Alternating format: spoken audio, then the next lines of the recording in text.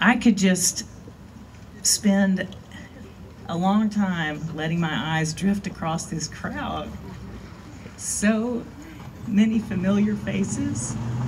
I feel like that line from Hook when Robin Williams is being confronted by the Lost Boys and they're looking at him, and then they start pushing his loose skin back and he goes, "There you are." That's how I feel looking at this crowd.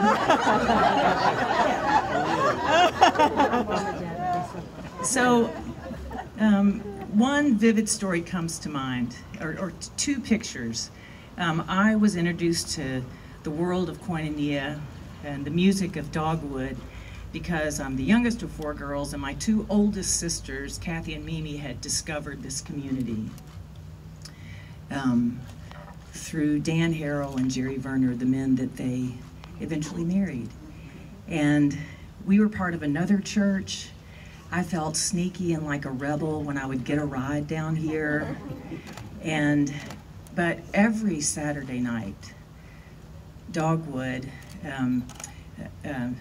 initially Steve Chapman, help me, my brain's firing, Ron Elder and Dennis.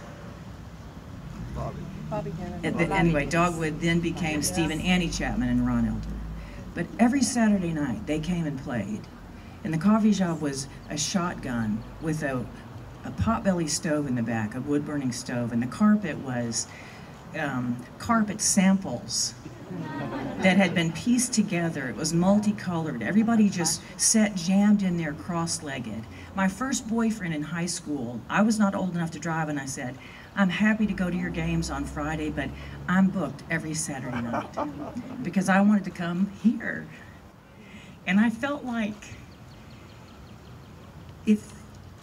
it felt like the spiritual version of walking into my grandmother's house and smelling her freshly baking yeast rolls.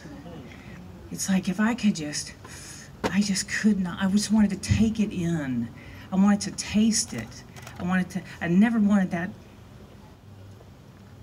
environment to disappear from my life.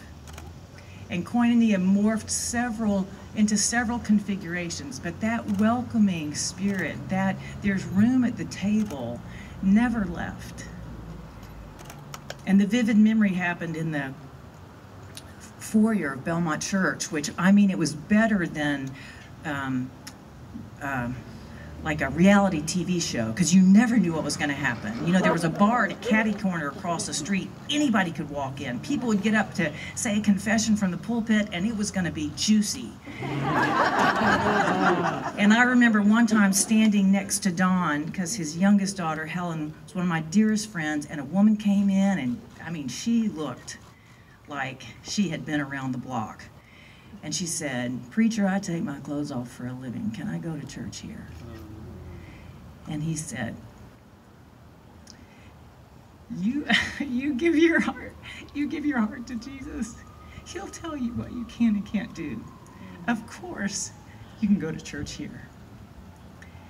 And I just thought, that is the church. It's the invitation. It's fearless. It's fearless. It's fearless love, fearless welcome, knowing that He who began a good work in us, and every creation is a good work. He who began a good work in us is faithful to complete that work. And I'm so grateful that this memory is being kept alive. But those of us that are part of the wallpaper, we smell the rolls. Thank you.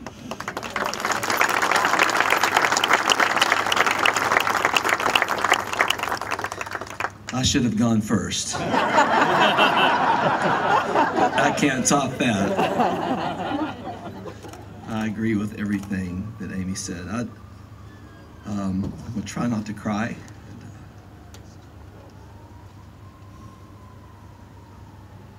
God's ways are higher than our ways. I think He has a great sense of humor.